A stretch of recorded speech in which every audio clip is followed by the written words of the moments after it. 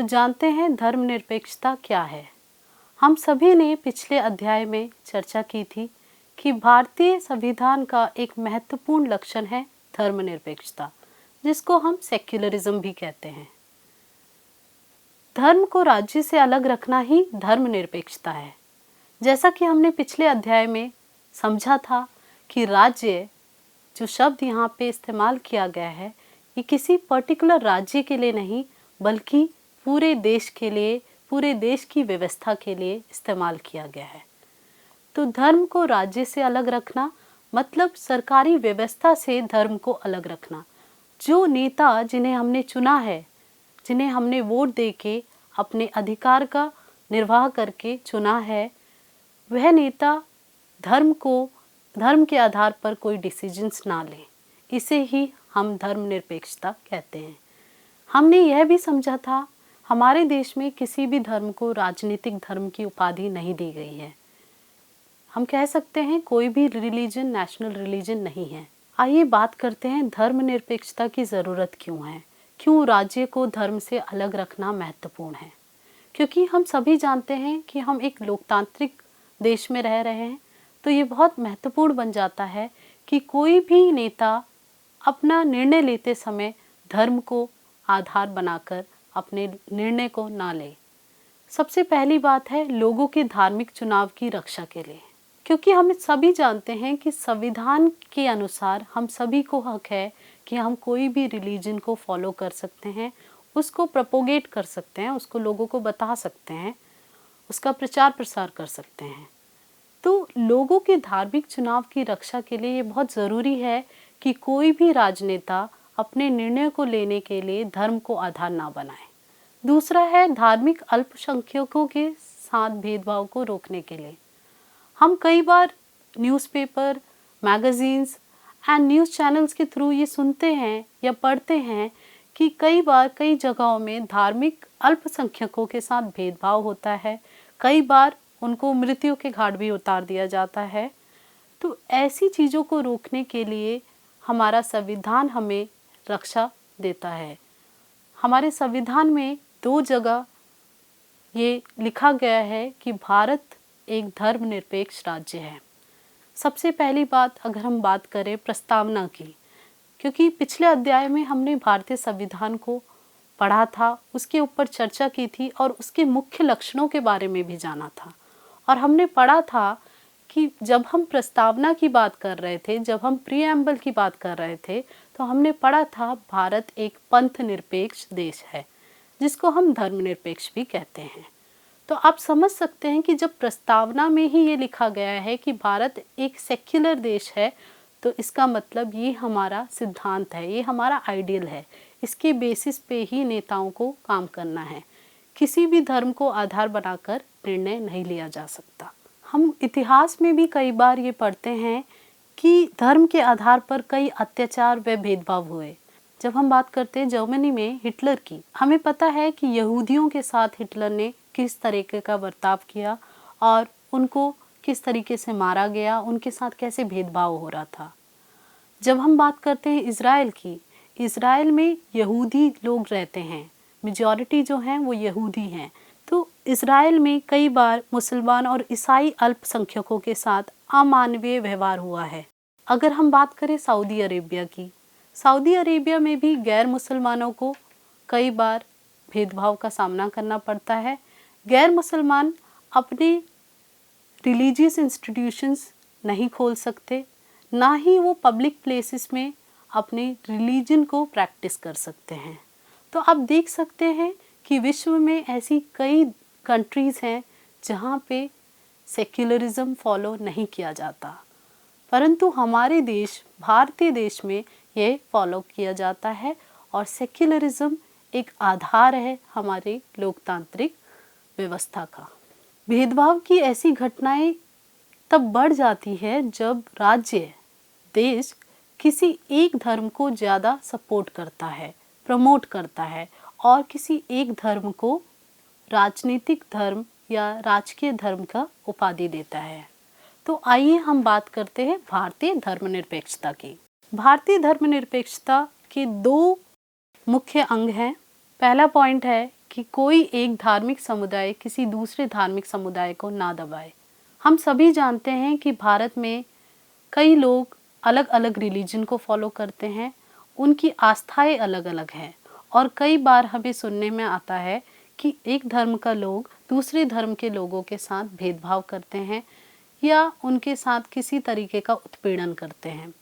इस तरीके की न्यूज़ जब हम सुनते हैं तो हम ये सोचते हैं कि भारत के संविधान के आधार पर तो हम सभी को हक है कि हम किसी भी धर्म को मान सकते हैं, उसको प्रोपोगेट कर सकते हैं, परंतु ऐसे किस्से क्यों हो रहे हैं, ऐसी घटनाएं क्यों हो रही हैं? तो जब हम भारतीय धर्मनिरपेक्षता की बात करें तो हमें ये समझना होगा कि हमारे देश में कई ऐसे लोग हैं जो अल्पसंख्यक होने की वजह से भेदभाव का शिकार बनते हैं। दूसरा पॉइंट हम रखते हैं कि कुछ लोग अपने ही धर्म के अन्य सदस्यों को ना दबाएं। यह भी बहुत इम्पॉर्टेंट है, बहुत ज़्यादा महत्वपूर्ण है, क्योंकि कई बार देखने को मिलता है कि एक ही धर्म के अंदर कुछ तबके के लोगों को दबाया जाता है। आपने इतिहास की किताब में कई बार पढ़ा होगा कि इतिहास में भी हमें कई बार ये देखने को मिलता है कि हिंदुइज्म में भी लोअर कास्ट के लोगों को दबाया जा रहा था और छुआछूत जो थी वो एक बहुत ही हम कह सकते हैं पॉपुलर प्रथा थी इतिहास में। बट इस प्रथा को हमारे संविधान के आधार पर गैर कानूनी बता दिया गया है। अगर हम बात करें मुस्लिम समुदाय की तो मुस्लिम समुदाय में भी कई ऐसी प्रैक्टिसेस हैं और थी जिनमें कई तबके के लोगों को दबाया गया, उनके साथ भेदभाव हुआ। अगर हम बात करते हैं 3 तलाक की, आप सभी ने 3 तलाक के बारे में सुना होगा और 2017 में सुप्रीम कोर्ट ने 3 तलाक को गैरकानूनी घोषित कर दिया। परंतु इससे पहले बहुत बड़े आंदोलन हुए और मुस्लिम औरतों ने इस प्रैक्टिस के अगेंस्ट बहुत बड़ी लड़ाई लड़ी। तीसरा है, राज्य ना तो किसी खास धर्म को थोपेगा और ना ही लोगों की धार्मिक स्वतंत्रता छीनेगा। इसका मतलब है राज्य, फिर से मैं कहूँगी कि राज्य जो है यहाँ पे किसी पर्टिकुलर राज्य के लिए नहीं, किसी पर्टिकुलर स्टेट के लिए नहीं, बल्कि पूरी कंट्री के लिए यूज़ किया गया है, पूरी कंट्री की व्यवस्था के लिए यूज़ किया गया है। राज्य ना तो किसी धर्म को थोपेगा और ना ही लोगों की धार्मिक स्वतंत्रता को छीनेगा। तो ये भी एक बहुत महत्वपूर्ण लक्षण है धर्मनिरपेक्षता का कि राज्य इंस्टीट्यूशन, गवर्नमेंटल इंस्टीट्यूशंस किसी भी रिलीजन को किसी भी व्यक्ति के ऊपर नहीं थोप सकते। सभी को अधिकार है कि वो किसी भी रिलीजन को फॉलो कर सकते हैं। और दूसरी बात है कि किसी की भी धार्मिक स्वतंत्रता को छीनेगा भी नहीं। किसी को मना ही नहीं कर सकते कि आप इस रिलीजन को फॉलो नहीं कर सकते, आप इस रिलीजन को प्रमोट नहीं कर सकते, आप इस रिलीजन के बारे में बात नहीं कर सकते। इस तरीके के कार्य राज्य नहीं कर सकता। फिर भी हम देखते हैं कि धार्मिक वर्चस्व हमारे समाज में आज भी है। आज भी कई लोग जो बहुसंख्यक हैं वे अल्पसंख्यक धार्मिक समुदाय को भेदभाव करते हैं और उनका उत्पीड़न करते हैं। इस धार्मिक वर्चस्व को रोकने के लिए भारतीय धर्मनिरपेक्षता के कुछ मुख्य तरीके हैं जिनके बारे में आज हम चर्चा करेंगे। पहला है, भारतीय राज्य खुद को धर्म से दूर रखता है। वही बात है कि धर्मनिरपेक्षता का सबसे पहला लक्षण है कि राज्य को धर्म से दूर रखा जाए। दूसरा है अहस्तक्षेप की नीति और तीसरा है हस्तक्षेप की नीति या हस्तक्षेप का तरीका। आप देखिए जो 2 लास्ट तरीके हैं वे एक दूसरे से भिन्न हैं, अहस्तक्षेप की नीति और हस्तक्षेप का तरीका। दोनों ही तरीकों को कई बार अपनाया जाने पड़ता है। सबसे पहले हम बात करते हैं पहले तरीके की। भारतीय राज्य खुद को धर्म से दूर रखता है। अब आप देखिए किसी भी गवर्नमेंट स्कूल में, गवर्नमेंट इंस्टीट्यूट में किसी एक पर्टिकुलरली एक धर्म को बढ़ावा नहीं दिया जा सकता या किसी एक धर्म के त्योहारों को नहीं मनाया जा सकता। अगर आप किसी गवर्नमेंट इंस्टीट्यूट में कोई त्यौहार मना रहे हैं तो आप सभी त्योहारों को मनाइए। इसीलिए आप देखते होंगे कि हमारे कैलेंडर, अगर आप किसी भी साल का कैलेंडर उठाएं तो आप देख सकते हैं कि हमें धर्म के नाम पर कितनी छुट्टियां मिलती हैं। कितने सारे धर्म हैं जिनके नाम पर कई त्यौहार मनाए जाते हैं और हर त्योहारों के लिए हमें छुट्टियां मिलती हैं। तो आप इससे पता लगा सकते हैं कि कैसे भारतीय राज्य एक धर्मनिरपेक्ष राज्य है। आइए अब बात करते हैं अहस्तक्षेप की नीति की। अहस्तक्षेप, जिसको हम नॉन इंटरफेरेंस भी कहते हैं, स्ट्रैटेजी ऑफ नॉन इंटरफेरेंस। आप कई बार देखते होंगे कि सिख लोग जो पगड़ी पहनते हैं वे मोटरसाइकिल चलाते समय हेलमेट नहीं पहनते हैं।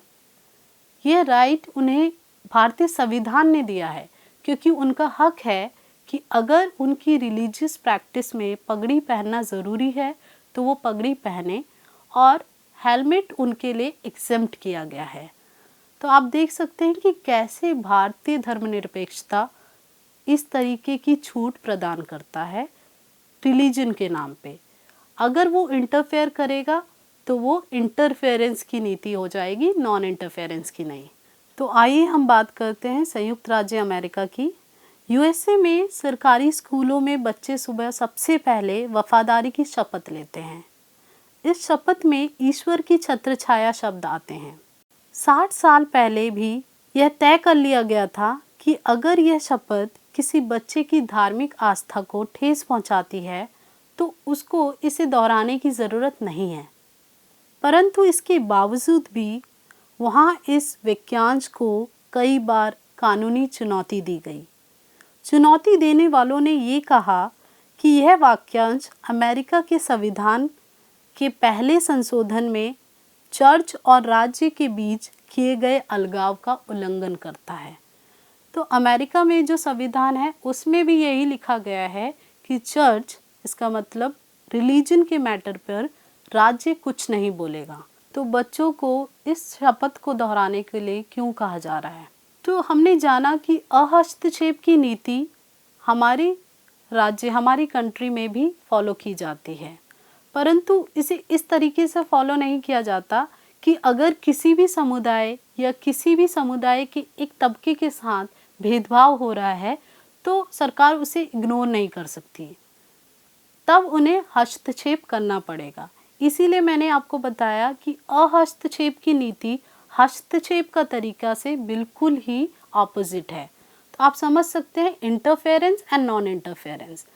हस्तक्षेप की नीति, हस्तक्षेप तब किया जाता है जब ये सोचा जाता है और ये समझ आता है कि किसी भी धार्मिक समुदाय के रूल्स उसी धार्मिक समुदाय या किसी और धार्मिक समुदाय के लोगों के साथ भेदभाव कर रहे हैं।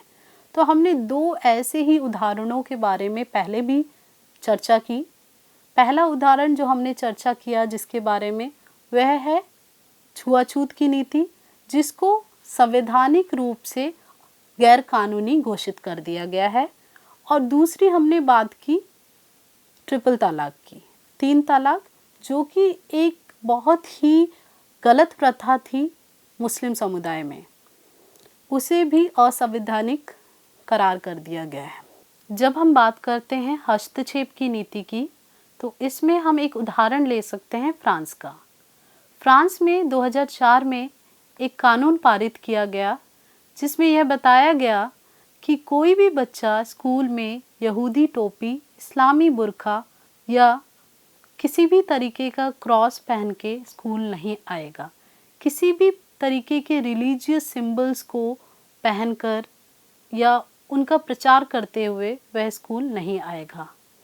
इस कारण फ्रांस में और कई और देशों में इसके खिलाफ काफ़ी आंदोलन हुए, परंतु यह लॉ पास किया गया फ्रांस में क्योंकि यहाँ पे सरकार धर्मनिरपेक्षता को एक महत्वपूर्ण अंग नहीं मानती संविधान का। परंतु जब हम बात करते हैं भारतीय संविधान की, भारतीय संविधान में धर्मनिरपेक्षता एक बहुत ही महत्वपूर्ण आधार है लोकतांत्रिक व्यवस्था का और इसे इग्नोर नहीं किया जा सकता। चलिए कल्पना करें एक ऐसे देश की जहां आप रहते हैं और आप जिस धर्म को फॉलो करते हैं उस धर्म से के लोग वहाँ पर बहुत कम संख्या में हैं, और जो दूसरे धर्म हैं वहाँ उनकी संख्या आपकी धर्म की संख्या से ज़्यादा है, और आपको कई भेदभाव का सामना करना पड़ता है। आपको कोई रेंट में हाउस नहीं देता है, आपसे कोई बात नहीं करना चाहता, आपको राइट्स नहीं है, पॉलिटिकल राइट्स नहीं हैं, आपको नागरिकता का अधिकार नहीं दिया गया है, आपको राइट टू वोट नहीं दिया गया है, जबकि आप उसी देश में पैदा हुए। हो सकता है आपके पेरेंट्स किसी और देश से हों, परंतु आप उस देश में पैदा हुए, फिर भी आपको इस तरीके के राइट्स नहीं दिए गए, और आपके साथ डेली लाइफ में बहुत भेदभाव होता है। क्या आप चाहेंगे कि ऐसा ही भेदभाव उन लोगों के साथ, उन समूहों के साथ ऐसी कंट्रीज़ में हो जहाँ पे आपके धार्मिक समुदाय की संख्या ज़्यादा हो? या आप चाहेंगे कि सबको एकता का अधिकार मिले, सबको समानता का अधिकार मिले? तो हम इस उदाहरण को दो तरीक़ों से ले सकते हैं। एक हो सकता है हम सोचें कि हम रिवेंज लेंगे, हम इसका बदला लेंगे, और जिस कंट्री में इस पर्टिकुलर धार्मिक समुदाय के लोग कम हैं, उस कंट्री में इनके साथ भेदभाव किया जाएगा। और दूसरी तरीका हम देख सकते हैं कि हम एक ऐसी व्यवस्था चुनें जहाँ पे सबको एकता का और समानता का अधिकार मिले। तो धर्मनिरपेक्षता हमें यही सिखाता है कि सभी धार्मिक समुदाय के लोगों को एकता और समानता का अधिकार मिलना चाहिए। जब हम बात करते हैं भारत के संविधान की, क्योंकि हमने पिछले अध्याय में भारत के संविधान को विस्तार से पढ़ा, उसके ऊपर विस्तार से चर्चा की, और हमने जाना कि जो भारत के संविधान के निर्माता थे उन्होंने किन आधारों पर संविधान का गठन किया। आप जानते हैं भीमराव अंबेडकर के बारे में। उन्होंने अनुसूचित जातियों के ऊपर काम किया। उन्होंने अनुसूचित जनजातियों को ये कहा कि आपको तब तक पॉलिटिकल राइट्स नहीं मिलेंगे जब तक आप सोशली इक्वल नहीं होंगे। समाज में अगर आपको एकता और समानता का अधिकार नहीं मिलेगा तो राजनीतिक अधिकारों से कोई लाभ प्राप्त नहीं हो सकता। B.R. अम्बेडकर का एक बहुत ही इम्पॉर्टेंट कोट है जिसमें उन्होंने कहा, मैं ऐसे धर्म को मानता हूँ जो स्वतंत्रता, समानता और भाईचारा सिखाता है। तो आप सभी जानते हैं स्वतंत्रता, समानता और भाईचारा ये तीन मुख्य आइडियल्स हैं, सिद्धांत है, जिनके बेसिस पर हमारे संविधान में कई कानून व नियम लिखे गए। स्वतंत्रता, सबको फ्रीडम है और ये तो हमारा एक मौलिक अधिकार भी है। समानता का अधिकार, ये भी हमारा मौलिक अधिकार है। और भाईचारा, brotherhood, that means we all are equal. तो आइए जानते हैं कि आज हमने किस विषयों के ऊपर चर्चा की। स्वतंत्रता जो कि हमारा मौलिक अधिकार है, राइट टू फ्रीडम। समानता, राइट टू इक्वालिटी, ये भी हमारा मौलिक अधिकार है। और भाईचारा, ब्रदरहुड। ब्रदरहुड का मतलब हम समझ सकते हैं कि चाहे कितनी भी विभिन्नताएं हों, हम सभी इंडियंस हैं, भारतीय हैं।